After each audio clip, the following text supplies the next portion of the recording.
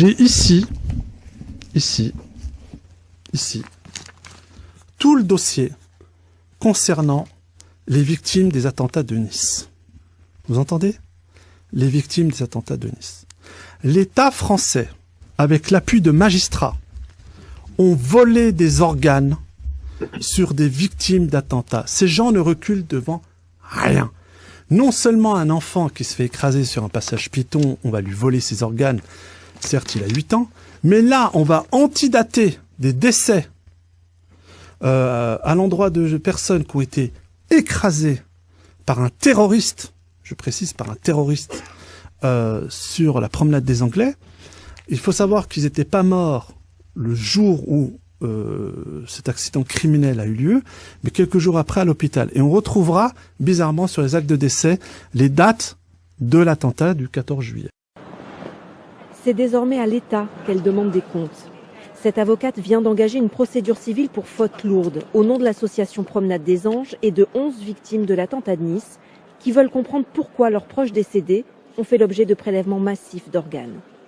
On a engagé la responsabilité de l'État du fait du dysfonctionnement majeur du service public de la justice et du fait des violations et de la vie privée et de l'intégrité du corps humain. Aujourd'hui, on a des familles qui vont être contraintes d'enterrer des organes sans avoir la certitude qu'il s'agit des organes de leurs proches. C'est pas digne, c'est pas acceptable. C'est le cas de Thierry Vimal. Sa fille Amy est morte à l'hôpital, l'un des critères qui conduisait les médecins légistes à autopsier pour éviter toute contestation des causes de la mort. Dans ses conclusions, l'avocate estime que ces prélèvements d'organes, lésés ou non, étaient totalement inutiles et disproportionnés, les médecins légistes étant même allés jusqu'à prélever à titre d'exemple l'utérus d'une petite fille de 6 ans. Ce qu'il faut surtout, c'est que ça serve de leçon et que les légistes réfléchissent à 2 fois avant de faire des carnages pareils. L'audience civile est prévue le 17 juin prochain. L'audition de médecins légistes ce jeudi lors du procès en appel de l'attentat du 14 juillet pourrait permettre d'apporter des éléments nouveaux. Nous assistons présentement à la disparition progressive des traditions du Québec et à l'effacement de notre identité culturelle. Ce changement s'est illustré notamment le jour où le crucifix a été retiré de la salle de l'Assemblée nationale, symbole d'une époque où la foi et l'histoire du peuple québécois étaient intimement liées. Nos traditions religieuses disparaissent peu à peu, pendant qu'on accorde une place grandissante à celle des nouveaux arrivants. On multiplie les accommodements pour d'autres pratiques religieuses, comme la nourriture halal, les prières en public ou les espaces réservés à certaines confessions. Dans la fonction publique, on accorde aujourd'hui des pauses obligatoires pour le temps de prière à certains employés, alors qu'autrefois, les Québécois n'avaient même pas le droit de bénéficier de tels accommodements pour leurs propres pratiques religieuses. Bientôt, ce seront les traditions des nouveaux arrivants qui façonneront notre quotidien. Le peuple québécois, faute de force et de courage pour protéger ses coutumes, pourrait disparaître dans l'ombre de son propre pays. Où sont-ils, les grands hommes et femmes de caractère qui faisaient bouger le Québec? Où sont-ils Pierre Falardeau, Michel Chartrand, René Lévesque, Henri Bourassa ou Louis-Joseph Papineau? Tout ce qu'ils ont bâti avec courage et effort est aujourd'hui sur le point de disparaître sans effort, laissant notre identité et nos traditions vaciller.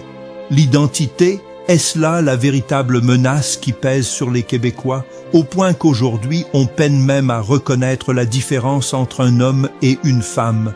Sûrement pour cette raison que les Québécois n'ont plus de couilles pour défendre leurs intérêts et se laissent piller par des voleurs en cravate qui se prétendent des hauts dirigeants. Pourquoi ne réagissons-nous pas maintenant tant qu'il est encore possible de protéger notre peuple et nos traditions? Alors, ne perdons pas de temps, agissons dès maintenant pour protéger notre avenir.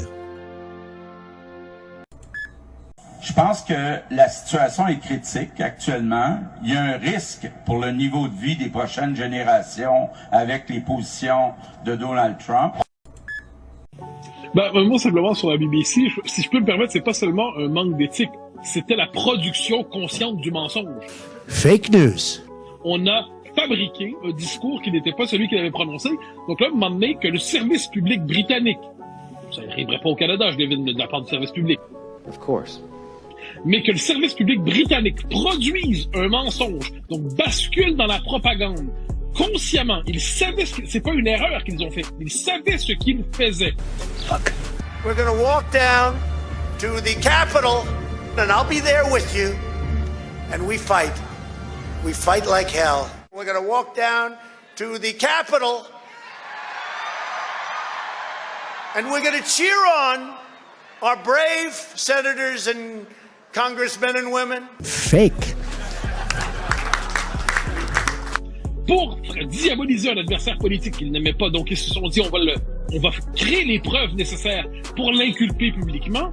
Je me demande si on voit ça, ça jette un soupçon légitime sur la BBC en général, et plus largement quand les médias se demandent, ça arrive souvent, les médias se demandent pourquoi on ne fait plus confiance, Mais ça, c'est un exemple pour lequel beaucoup de gens ne font plus confiance aux médias britanniques parce qu'ils ont menti. Ils n'ont pas simplement joué avec les règles, ils ont produit du faux en laissant croire que c'est du vrai. Pour moi, c'est un scandale absolu, et c'est financé par des fonds publics, si je peux me permettre.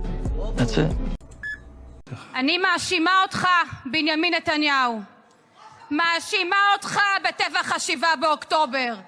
האסון הגדול ביותר שידעה המדינה קרה במשמרתך. גם אם אתה ישן עם מצפון נקי, לא נשכח לך, נזעק את ההפקרה, תקום ועדת חקירה ממלכתית. אני מאשימה אותך, בנימין נתניהו, במימון החמאס, בבניית הטרור ועצימת העיניים האיום הקיומי עלינו. בהפקרת ביטחון המדינה כמדיניות. ביטחון הוא לא אינסטרומנט פוליטי, שמעת? הוא מעל הכל. אני מאשימה אותך, נתניהו, הפכת את הציבור העובד והמשרת לחמורו של משיח. יצרת את ברית ההשתמטות והסיפוח. גבורת הלוחמים נעלמה מעיניך, אבל לא מעינינו. היא האור שאיתו נבנה מחדש. אני מאשימה אותך, נתניהו. השחיתות האישית שלך הפכה למכת מדינה. כל מושחת הופך שותף. ככל שיש לך תיק יותר גדול על מישהו, הוא יותר נוח לך. משפט של איש אחד לקח מדינה שלמה כבת ערובה. אני מאשימה אותך, נתניהו, כי שכחת מה זה להיות יהודי. טראמפ החזיר חטופים במקומך, בזמן שאתה, בלי חשומה, התעסקת בלרתום אותו לחנינה. עשרות חטופים נרצחו ונהרגו בשבי, כשאתה לא קיימת את מצוות פדיון שבויים, חסר מצפון ובלי אלוהים. אני מאשימה אותך, נתניהו, הגזענות תמיד שירתה אותך. קראת אותנו מבפנים, הפכת חצי עם לאויב. אז נתניהו, אני המרוקאית, המסורתית ממגדל העמק אומרת לך, אנחנו נשבור את החומות שבנית, אנחנו ננקה את הרעל ששפכת פה 30 שנה, אנחנו נחזור להיות חברה מאוחדת. אני מאשימה אותך, נתניהו, רוצחים פה אזרחים כאילו הם אבק אדם, משילות עלק. כשהליכוד מתנהל כמו ארגון פשע, ארגוני הפשיעה מרימים ראש. אני מאשימה אותך, נתניהו, כן, בהקרבת החיים עצמם. אנשים גמורים תחת המציאות. Et puis, il y a ça qui se passe. Après ça, dans la même foulée, la semaine dernière, le premier ministre du Canada et le directeur de la Banque centrale du Canada nous annoncent les deux 10 années de vaches maigres au Canada. Alors, dans les deux cas, on nous dit, attendez-vous que les 10 prochaines années, pas l'année prochaine, les 10 prochaines années. Alors là, je vous fais toujours le même commentaire que je fais tout le temps. Regardez en arrière, qu'est-ce que vous avez fait il y a 10 ans? 10 ans, ça nous met en novembre 2015. En novembre 2015, j'étais encore en Floride, moi. Ma mère était quand même relativement autonome. Et puis, c'est ça. Vous, qu'est-ce qui se passait chez vous en novembre 2015?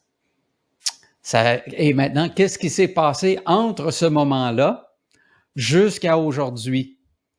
Il s'en est passé des choses dans votre vie? Bon, ben maintenant, placez ça en avant. Tout ce qui s'est passé dans votre vie depuis novembre 2015, mettez-le par en avant. Et dites-vous là que c'est ça, là, les 10 prochaines années, mais les 10 prochaines années de vaches maigres. C'est ça qu'on vous a annoncé au Canada. Puis au moins au Canada, on a eu la décence de dire publiquement, ce qui n'est pas le cas de l'Europe puis des autres pays du Commonwealth. Alors, bien c'est là où nous en sommes aujourd'hui, puis c'est le contexte de l'émission d'aujourd'hui. La première partie va porter sur la guerre. Ben oui, encore une fois, c'est une réalité. Alors, si vous voulez pas nous entendre parler, arrêtez tout de suite d'écouter l'émission. 7 minutes dans l'émission, arrêtez. C'est fini. Bonjour. Parce qu'on va se parler de ce qui s'en vient dans ce déclin-là. Si vous voulez pas entendre de mauvaises nouvelles, arrêtez immédiatement. Si vous êtes membre de Numéri-Presse puis vous voulez plus nous entendre parler, désabonnez-vous. C'est aussi simple que ça. Parce que les événements qui s'en viennent ne sont pas joyeux. On est exactement comme à l'aube de la Deuxième Guerre mondiale. Alors, vous doutez encore de ce que je vous ai annoncé il y a quand même un moment de ça, quand je vous ai présenté que la conscription s'en venait au Canada. C'était le 24 mars 2024. Alors, le Ottawa Citizen, le journal le plus prestigieux de la capitale du Canada, nous annonce que les militaires canadiens préparent une mobilisation de 400 000 personnes. On nous dit bien, évidemment, que ça sera l'armée de réserve. Mais l'armée de réserve, actuellement, l'effectif de la réserve, c'est 28 000 hommes. On a bien précisé hommes, hein? Ouais. Alors, on veut augmenter à 400 000. Mais comment pensez-vous dans le monde qu'on est aujourd'hui? Comment on va passer à 400 000? Comment on va passer à 400 000 alors qu'on a de la misère à en avoir 28 000? Puis le problème de recrutement des effectifs au Canada, il est persistant. C'est pas un truc de cette année, là. Alors, ben c'est ça. L'objectif, c'est de passer à 400 000 personnes, hommes, dans la réserve.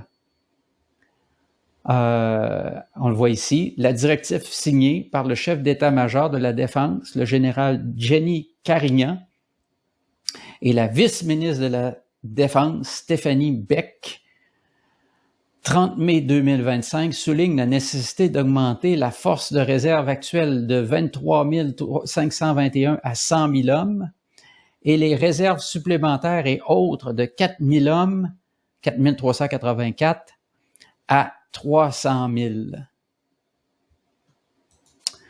Alors, on trouvera bien toutes sortes de façons de motiver les gens à s'enrôler dans les prochains mois.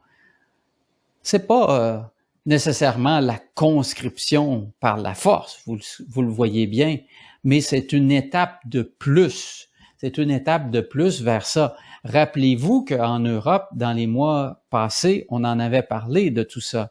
Et puis regardez, là, on fait référence à la Finlande, qui est reconnue dans un leader. Ouais, c'est ça, exactement, un leader. Et on continue. Donc là, une fois les citoyens finlandais ont terminé leur service militaire obligatoire, on va revenir en arrière. La Finlande dispose d'une armée basée sur la conscription. Pourquoi l'Ottawa Citizen nous parle d'un programme où on est supposé de recruter 400 000 hommes volontairement, mais que dans l'article, on nous donne l'exemple d'un pays qui est un leader reconnu dans ce domaine. Chaque citoyen finlandais de sexe masculin, de genre masculin, âgé de 18 à 60 ans, est responsable du service militaire et les femmes peuvent demander le service militaire sur une base volontaire, ce qui n'est pas le cas dans d'autres pays comme le Danemark, on en a déjà parlé. C'est rendu obligatoire. Selon le site, ces propos-là sont selon le site du ministère de la Défense. Une fois que les citoyens finlandais ont terminé leur service militaire obligatoire à temps plein, ils sont transférés dans la réserve. Le chat vient de sortir du sac. Pour arriver à 400 000 hommes dans la réserve canadienne, on va les conscrire. Et voilà, mesdames et messieurs, le chat est sorti du sac. Le chat est sorti du sac. En mai, c'est le modèle. On vient de nous dire 2 paragraphes plus haut qu'on va suivre ce modèle-là. Puis qu'est-ce qu'on nous dit? 2 paragraphes plus bas, une fois que le citoyen finlandais ont terminé le service militaire obligatoire à temps plein, ils sont transférés dans l'armée de réserve. Et c'est comme ça qu'on bâtit notre armée de réserve. En mai, le gouvernement finlandais a proposé une initiative qui porterait l'âge limite des réservistes à 65 ans. 65 ans. Des conscrits, vous l'avez le mot là, des réserves conscrits à 65 ans. Qu'est-ce qu'ils ont fait en Ukraine? Juste vous rappeler qu'est-ce qu'ils ont fait depuis les dernières années. C'est ça qu'ils ont fait. Rappelez-vous, ils ont commencé par envoyer les plus vieux, se faire tuer par les Russes, puis ils ont descendu. C'était 25 ans. À un moment donné, ils ont fait sauter à la limite de 25 ans, puis ils l'ont descendu.